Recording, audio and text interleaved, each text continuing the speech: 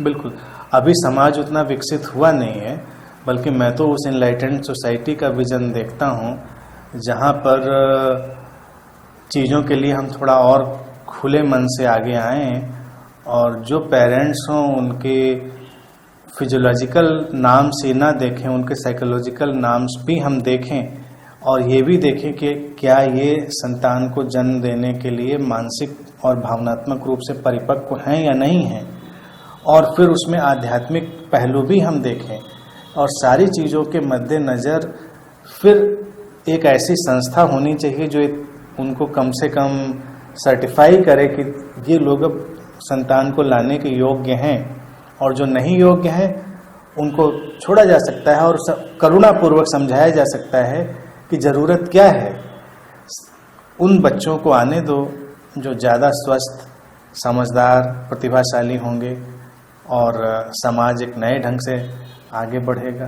तो enlightened society में मुझे लगता है कि हर किसी को बच्चे पैदा करने का जिम्मा नहीं देना चाहिए। एक और चीज को थोड़ा सा बात बता दीजिए। आई एग्री कि जब आप कोई कह रहे होगा तो may be because of Karma parents choose होते हैं, एक अपनी जगह आई एग्री के सब हो सकता है, बट जो एक सोशल टैग है जो चला आ रहा है, जो हमने सोशल कास्ट सिस्टम पर क्लासिफिकेशन किया, दिस इज अननेसेसरी। ये कहीं ना कहीं बाहर से भी आया है। ये मुझे नहीं लगता स्पिरिचुअल ट्रुथ है कि जो ब्राह्मण फैमिली में या जो कायस्थ फैमिली में पैदा हुआ है उसमें वो गुण होंगे जेनेटिकली, मुझे ऐसा नहीं लगता। ऐसा कुछ नहीं है। बहुत सारा जो जेनेटिक साइंस है इन समाज के पंडितों के पास है, जैसे कि लगता है। जेनेटिक साइंस को जेनेटिक साइंस की तरह से ही स्टडी करना चाहिए, और ये जो कास्ट का विभाजन है ये तो बहुत बड़ी समस्या है, और इसको तो खत्म ही करना चाहिए। और मुझे लगता है नई जनरेशन को तो इन सब चीज़ों को गड़मट कर देना चाहिए, ख़त्म कर देना चाहिए, और आने वाले जो उनके बच्चे हैं उनको तो बिल्कुल कलर फ्री कर देना चाहिए उन चीज़ों से। और तुम ही लोगों को एक साहस करना है, तुम ही लोग आगे बढ़ोगे और उसको एक सारे कलर्स हटा के उनको एक डिवाइन कलर है जो उसमें उनको आने देने की ज़रूरत है। और रहा सवाल कर्मा का, कर्मा है, लेकिन कर्मा बहुत कॉम्प्लिकेटेड इशू है, वो इतना जनरलाइज्ड इशू नहीं है, क्योंकि कर्मा के सिद्धांत पर भी इंसान का बहुत एक्सप्लॉयटेशन होता रहा है, शोषण होता रहा है। कि अमीर घर में एक बच्चा पैदा होगा तो कहेंगे अब उसका कर्म है, गरीब को गरीब हम बनाए रखेंगे और कहेंगे उसका कर्म है। जिन समाजों में परिवर्तन हो गए वहाँ के कर्म एक साथ कैसे इरेज हो गए, सोचने की बात है।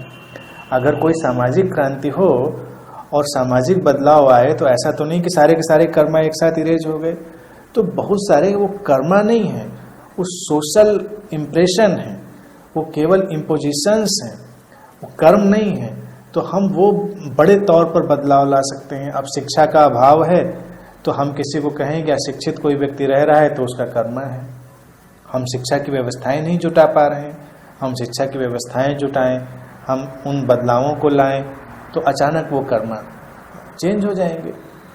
कर्म हमारे विचारों की एक धारा है जो हम तक लौटती है, हमारे इनर वर्ल्ड से। लेकिन आउटर सिचुएशंस कर्मा से उतना जुड़ी हुई नहीं है। हमारे संबंध कर्मा से जुड़े हैं, लेकिन संबंध भी ट्रांसफॉर्म होते हैं, रूपांतरित होते हैं। और हम जितना स्पेस जिस चीज़ के लिए देते हैं उतने ही स्पेस में वो चीज़ें भरती हैं। यानी कि अगर एक समाज कलेक्टिवली किसी विचार को बदल डाले तो कलेक्टिवली बहुत सारे लोगों के कर्मा और उनकी वो चीज़ें एकदम से बदलेंगी। और अगर उस डायमेंशन में भी वो सोल्स हैं जो इधर को आना चाहती हैं और उनको पता चले कि इधर वो स्कोप नहीं है उनका, तो उनके ऊपर भी प्रेशर होगा कि वो आने से पहले अपने को ट्रांसफॉर्म कर डालें। वो संभावना है, उस डायमेंशन में भी सोल्स अपने को ट्रांसफॉर्म करती हैं। जैसे कि एग्जाम्पल से कि हमको कोई चीज़ बड़ी आसानी से मिल रही हो, बड़ी इजी में, तो हम उसके लिए अपने को बदलना नहीं चाहते। हम अपनी, जिनको हम खराब आदतें कहते हैं, वो इसीलिए क्योंकि वो इजी गोइंग है। और कुछ अच्छा करना हो, हमको किसी चीज़ में विकसित होना हो, थोड़ा एफर्ट करना पड़ता है, संघर्ष करना पड़ता है। तो जब हम एफर्ट करते हैं तो चीज़ें बदल जाती हैं। मान लो तुम एक ऐसे घर में आए जहाँ का एक कल्चर फर्क है, लोग बड़े ही सभ्य एटिकेट वाले हैं, तो तुम्हारे ऊपर एक अकथित सा, अननोन सा प्रेशर होगा कि तुमको जल्दी ही उसमें ढलना पड़ेगा, सीखना पड़ेगा तुमको बहुत कुछ। तुम सीख जाओगे क्योंकि इंसान का मन बहुत ज़्यादा कैपेबल है। और अगर तुम कहीं ऐसी जगह जाओ जहाँ सारे लोग तुम्हारे जैसे हैं, अगर मान लीजिए हम एटिकेट वाले नहीं हैं, हमारे अंदर वो लर्निंग नहीं है, तो वहाँ हमको आसानी लगेगी, लेकिन हमारे चीज़ को बहने का, मन को बहने का स्कोप था वहाँ पर।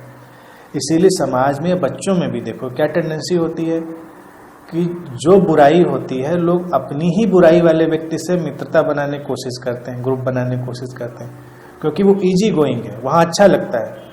जब मैं यूनिवर्सिटी टाइम में था तो ये बहुत गौर से देखता था, जो बच्चे नहीं पढ़ने वाले हैं, ठीक से पढ़ाई नहीं कर रहे, वो उन्हीं बच्चों से दोस्ती बनाकर ग्रुप बनाएंगे जो नहीं पढ़ने वाले हैं, तो सब वही बातें करेंगे। कुछ फिलोसफर भी उसमें एक आध होते हैं जो कहेंगे पढ़ने से भी क्या होता है, लोगों ने पढ़ा तो क्या कर लिया, ये पढ़ाई है, ये एजुकेशन सिस्टम है, लेकिन पढ़ नहीं रहे, तो उनको सुकून लग रहा है, वहाँ पर वो एट ईज है।